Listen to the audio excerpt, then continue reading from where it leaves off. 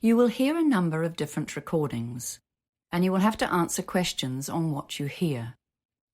There will be time for you to read the instructions and questions, and you will have a chance to check your work. All the recordings will be played once only. The test is in 4 sections. At the end of the test, you will be given 10 minutes to transfer your answers to an answer sheet. Now turn to Section 1. Section 1. You will hear a telephone conversation between a man called Peter, who is calling about a used car, and a woman called Tina, who is selling the car. First, you have some time to look at questions 1 to 7.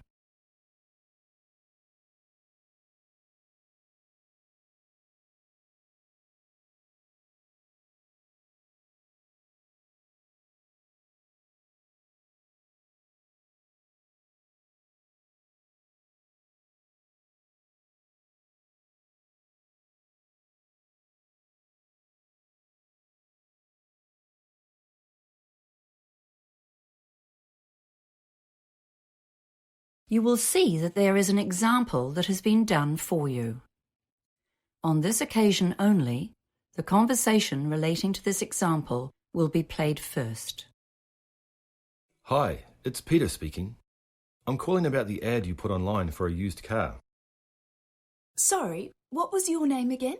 Oh, sorry. It's Peter Smith. The man says his name is Peter Smith. So Peter Smith has been written in the space. Now we shall begin. You should answer the questions as you listen, because you will not hear the recording a second time. Listen carefully and answer questions 1 to 7. Hi, it's Peter speaking. I'm calling about the ad you put online for a used car. Sorry, what was your name again? Oh, sorry. It's Peter Smith. Oh, hi, I'm Tina. Good to hear from you. So tell me, which car are you after? I'm interested in the sedan, the 2012 Toyota sedan. We have a few of those available right now. Let's see. Was it the black pearl one? Or maybe the Barcelona red one? Oh yes, I saw the red one, but I don't really like red cars. The one I'm after is silver. Right, I see. Okay. Well, what would you like to know? Well, it says in the ad that it's in good condition. What does that mean exactly? Well, the paint is original. There are almost no scratches or dents. It looks like a new car, in fact. There was a tiny scratch on the door, but we polished that right out for you. Oh, that's good. How's the engine? The engine? Oh, yes. Well, there haven't been any problems, and it's been serviced regularly. You know, oil changes, lubes, and so on. The previous owner was a very careful old lady, and she looked after it. It's only had the one driver. Oh, except that on the papers it says 2 owners, because her son took over the ownership when the old lady stopped driving. How about the tyres? Are they in good condition? I do a lot of driving on the open road. Well, they all passed the car safety test. You might need to replace the back ones in the next 6 months or so because they're a bit worn. But the owner had the front 2 replaced only a couple of months ago. So those ones are new. You won't need to replace them for ages. Oh, and it had new brake linings recently too. I have the garage receipts for all of those things. Okay, that's good. And what extras does it have? Well, air conditioning, of course. And there's a nice stereo which plays CDs. Or you can use it with an MP3 player. What else? All the usuals. Power steering, central locking, ABS brakes. Oh, and it also has a tow bar. You can remove that and store it inside the car when you're not using it. What else? You know it's manual transmission, right? Yes, I don't want an automatic. And the tow bar sounds great. I need that for carrying my bike. Okay, well, that all sounds very cool. And you're asking $25,000, is that right? No way. I think you must have the wrong ad. This one is 30,000 and we won't go lower than that. I see. What's the mileage again? Most cars of that age would be around 80,000 kilometres, or even up to 120,000. But as I said, the old lady didn't drive much, so it's very low. Only 50,000. You won't get a better low-mileage car than this one. Before you hear the rest of the conversation, you have some time to look at questions 8 to 10.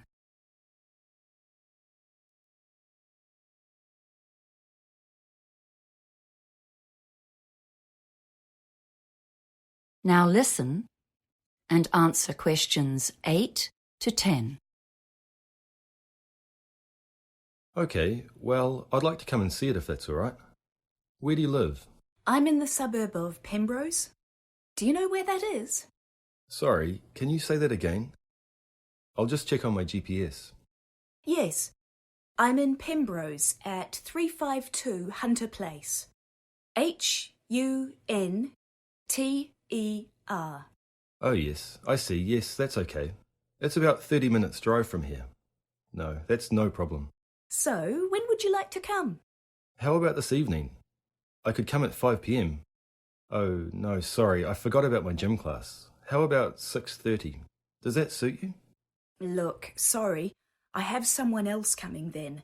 Can you make it a bit later? Say 7:30? Well, okay then. But that's getting a bit late really, and it'll be dark by then, won't it? I'd really like to see the car in daylight if that's okay.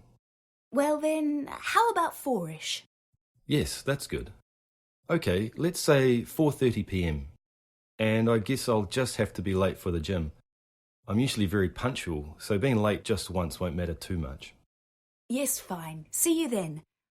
Oh, just in case there's a problem, what's your mobile number? Oh, of course. It's 093678192. Ignore that. It's my landline. Of course, it makes more sense to give you my mobile. That's 045 352 7652. Got that? Excellent. See you later, Peter. Yes, sure. Bye, Tina. That is the end of section 1. You now have half a minute to check your answers.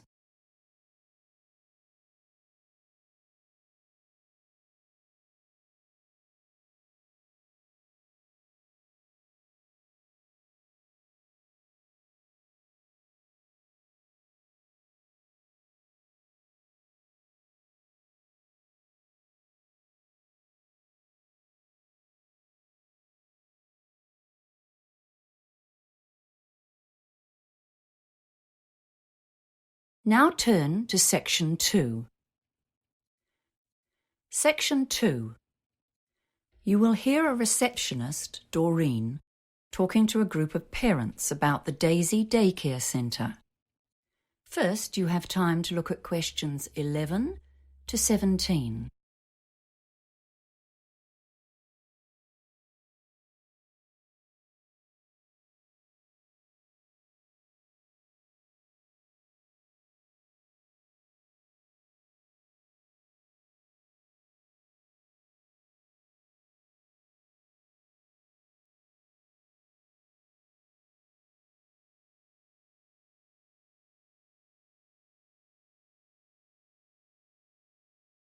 Now listen carefully and answer questions 11 to 17. Hello everyone. I'm Doreen, the receptionist at the Daisy Childcare Centre. Thank you all for coming to our open evening. I'll just show you round and tell you a bit about the place. First of all, I will have to ask you to leave your sneakers and sandals, etc. here on the shoe rack, just inside the main door. You know how the young ones love crawling around the floor, so our policy is no street footwear inside. As you can see, our facility is very open plan. There are lots of different activity areas, and we like to have pretty good visibility throughout the centre. This central area to the left is where we all gather for stories, songs, and some games. That's why the big circular carpet is there. Everyone comes to sit there 2 or 3 times a day. I can see some of you looking at our TV. Some parents worry that we might just dump the kids there to watch rubbish all day. But of course that's not the case. In fact, we only use it occasionally. For example, we use it if we have a story on a DVD, and then we get the kids to do a bit of acting based on that. That bookcase there beside the TV gets a lot of use, though. Some of the older kids choose to sit and read or look at picture books in their free time, but we never allow them unsupervised TV. If you look along the wall on the far side of the little gate leading into the main room, you can see our kitchen play area. It has lots of utensils, pots and pans. And that cupboard closer to the corner is the dress-up cupboard. That's a very popular area, with the boys as well as the girls.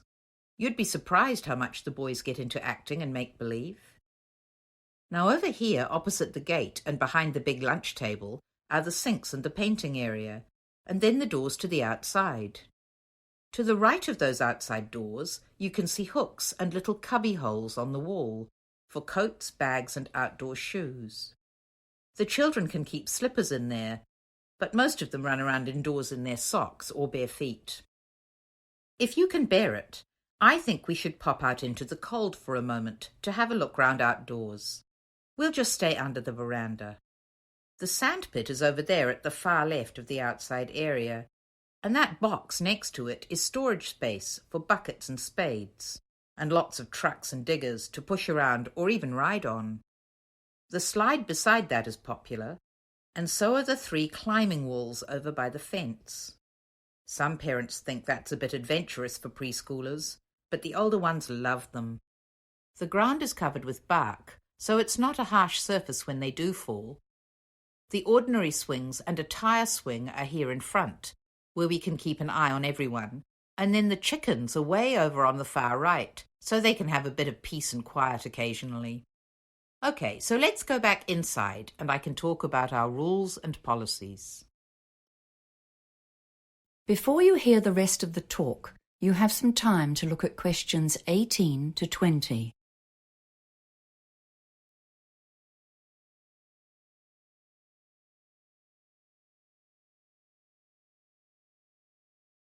Now listen and answer questions 18 to 20.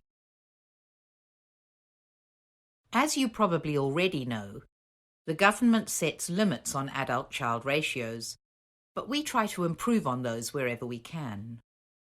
There are different ratios for under and over 2-year-olds. For the under 2s, the rules are 1 adult to 4 children, and we basically stick to that, except that we have an extra roving staff member with no allocated children who helps out wherever there's a need. The older kids have a 1 to 8 ratio, and again we try to have an extra staff member on site. All of our staff are fully qualified, but we do have trainees from the local polytech at certain times of year. We do have pretty strict rules about pickup times here. It's a real problem if parents are late, and we end up with far too many kids for the number of staff. So we ask you to be very punctual about collecting your children. We have had to ask a couple of consistently late parents to leave, but of course this is only a last resort. We have quite a long waiting list here, especially for the over 2s, but you're welcome to put your name down. The average lead time is usually about 9 months, but sometimes we get unexpected vacancies. For example, maybe a family has to move to another city for work or something, so their child is withdrawn. This means, if you're lucky, your child could be admitted in 3 months or so. Now, are there any questions? That is the end of section 2. You now have half a minute to check your answers.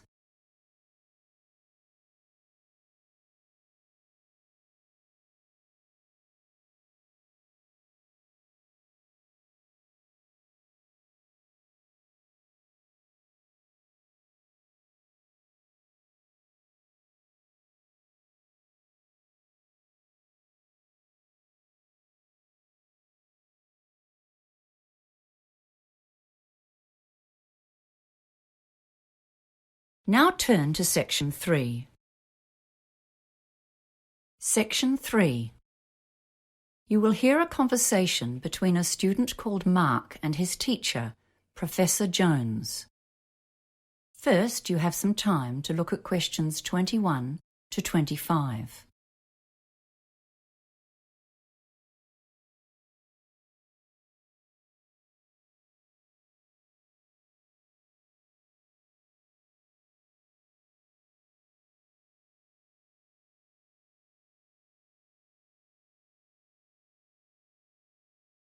Now listen carefully and answer questions 21 to 25. Hello, Mark. What can I do for you? Oh, hi, Professor Jones. I've come to ask you a big favor. Let me guess, Mark. You want more time for your essay assignment. You're the third student I've seen today, all with the same request. It beats me why a few people leave their planning to the last minute and then think that they can come at a day's notice and get a reprieve. It's really not fair to all the students who are well-planned and organized, is it? Yes, you're right, and I'm really sorry I need to ask. I've never asked for an extension before. So, Mark, why should I grant you an extension when I said no to everyone else today? Well, Professor Jones, I really do have a valid reason. It's not just the usual, like I have a cold, and I have a certificate from my doctor, or my computer crashed and I lost all my data. I wouldn't bother you with those old excuses.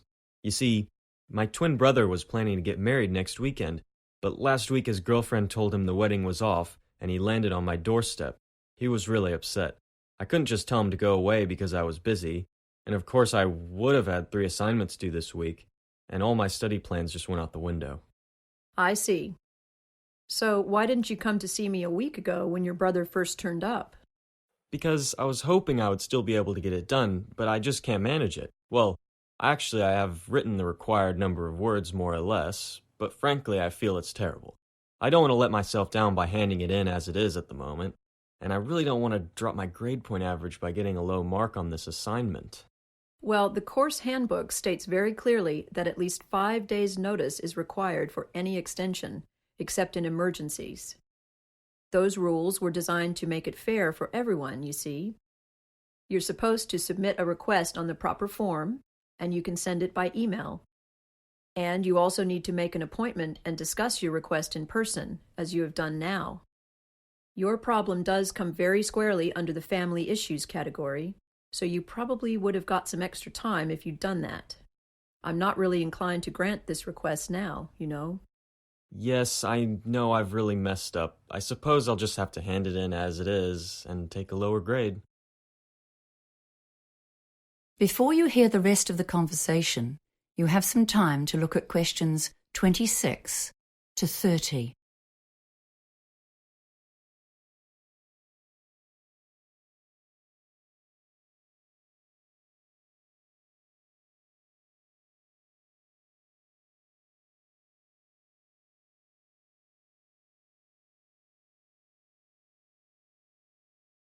Now listen and answer questions 26 to 30. Well, at least you've made a start, which is more than can be said for your other colleagues today. Have you got what you've done so far? Come on, we'll look through it together, and I'll see if I can make a few suggestions for a quick fix. How about that? Oh, thank you. Yes, here it is on my laptop. Well, let's see. Let's start with the bibliography. Yes, you've consulted most of the sources I suggested, but you don't have any references of your own, and that was part of the task, wasn't it? You need at least 3 references of your own, see? Yes, I know. I did find one more. McDonald and Ferris, 2014. Okay, that's a good one. I suggest you look at their reference list too, and chase up a couple more from there. You should be able to find everything you need in the online library databases, especially LanguageLine. Yes, okay. So what about the essay structure and the argument? Are they okay, or am I barking up the wrong tree? Well, you just seem to jump straight into your first point here. I'm not sure where your essay is going. Where's the introduction? Oh, right. I always leave that till the end and write it after I've finished the rest of the essay. That way, it ties into what I've already written. Well, that's what we were taught in the study skills course anyway. Yes, and you're quite right. So tell me about your ideas. What's your main argument? Well, I'm not really sure. I think I understand the three opposing theories okay, but I don't really have a strong opinion about which one is correct. I was more thinking of explaining them all as clearly as I can, and then giving the evidence for each one. I don't think there's a clear-cut right or wrong. Well, that's my opinion anyway. Do we need to say that one is better than the other two? No, you don't. And what you are planning to do is often the best way to go about it. Well, I've been skimming through what you've written while we've been talking, and one thing you definitely must do before you submit this assignment is to edit it for grammar and spelling mistakes. There are a lot of errors here, just simple things that are easy to fix. But still, I can see you've done the basic work, and I do sympathize with your brother. It must be very difficult for him. So I'll give you one extra day on this essay. Oh, thank you, Professor Jones. Thank you. I'll hand it in before 5 p.m. on Wednesday, then. Yes, that's the final deadline. Goodbye now. That is the end of section 3. You now have half a minute to check your answers.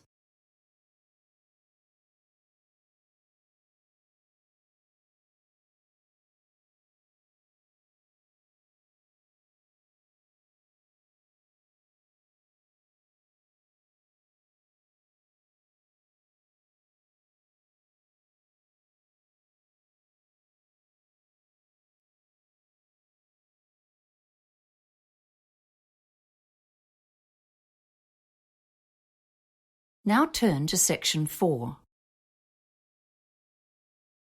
Section 4. You will hear a lecturer giving a talk on managing creativity in business. First, you have some time to look at questions 31 to 40.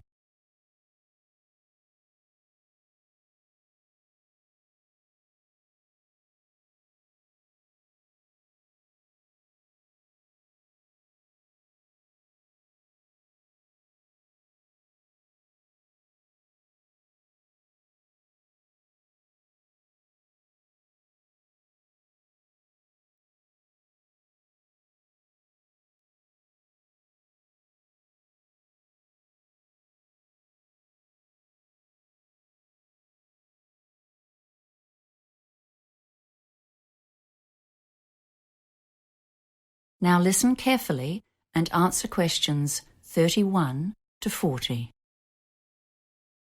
Hello, everyone. The topic of today's management lecture is managing creativity in your business. And believe me, this is one of the toughest tasks that any manager has to face. How do you lead and control the staff whose job it is to create new business and product ideas for you? They are the ones full of creativity and imagination, so they need to have a lot of freedom. After all, they are the people who are paid to come up with new ideas. Controlling staff who are at the forefront of innovation will be one of your most challenging tasks. After all, creativity implies freedom of thought and action. Management styles used to be different, especially in manufacturing. In the factory, staff would be told what to do and how to do it, with a watchful eye kept on them. In that setting, standardization was important for efficiency and product quality. Work could be exceptionally boring, and there was no place for individuality. Now, of course, robots have taken over many of the exacting repetitive tasks. Nowadays, we employ far more people to generate business than to manufacture products. It's very competitive out there. Innovation. That's what our modern consumer craves. Successful companies have got the message. We need lots of new ideas. And now we employ bright young minds to come up with them. However, these ideas have to be implemented to make a change to our profits. So we have to find staff with entrepreneurial flair and be ready to listen to them and support them to follow through on their ideas. We need to supervise without stemming the flow of ideas or sending the brightest minds to work for the opposition. Creative people won't welcome us always looking over their shoulder and checking up on what they are doing. One of the most common ways that management handles this problem of keeping people working along company lines is by establishing achievement targets, like money earned, products developed, or clients gained. These targets are a useful guideline, but they have a downside. Young, enthusiastic staff will be very keen to meet these targets, and some of them might potentially use illegal means or behave unethically in order to meet requirements. For example, by offering bribes to gain sales, or making their sales numbers or earnings look higher than they are, or even threatening or criticizing other staff to get a job completed. Achievement targets are often linked directly to performance bonuses, and this can make a bad situation worse. So as you can see, the standard management techniques can create inherent problems both for the individual and for the company. More recent theorists suggest new tactics for managers. Robert Simons, writing in the Harvard Business Review, has added some new concepts to the thorny problem of encouraging creativity while maintaining a viable business. He suggests 3 control levers to assist in getting positive creative contributions from the workforce. Remember, this is the point. We want creativity, wild, vibrant creativity to compete in the marketplace. Yet we must be careful to keep people on track, sticking to our core business and maintaining the company's reputation. The first of his levers is getting the workers actively involved in the central ethos of the business. One of the most common ways to do this is to create a mission statement. But along with that, many businesses have some kind of motto, which summarizes their key idea. For example, the most durable tools in the world, or perhaps the customer comes first. Whatever it is, you'll want your bright minds to believe it and act on it. So Robert Simons suggests that it should be developed with staff input, letting them feel like part of the operation. After all, their jobs depend on it. A second lever was once described by Charles Christensen, professor at Harvard Business School, as the power of negative thinking. You can't continually instruct your creative minds on what they should do. They are meant to be inventing, leading, not following. And telling them what to do is counterproductive. But you can tell them what not to do, which potential products are not related to the company's objectives, or which strategies or behaviors are unacceptable. This is a tactical ploy to maintain the company's integrity. It's absolutely vital to establish boundaries to assist in controlling innovation without suppressing it. The third lever is basically sitting down with your crew to share ideas about the business. As manager, your duty is to stay abreast of the external factors, such as who's competing in your market, how well is the company doing this month, and are you losing or gaining money? Is there some new product seducing your customers? This lever is called interactive control. This means you talk to your innovators and communicate honestly and clearly about your perceptions of what's happening in the market. You encourage them to share their ideas and make plans together for the future. That is the end of section 4. You now have half a minute to check your answers.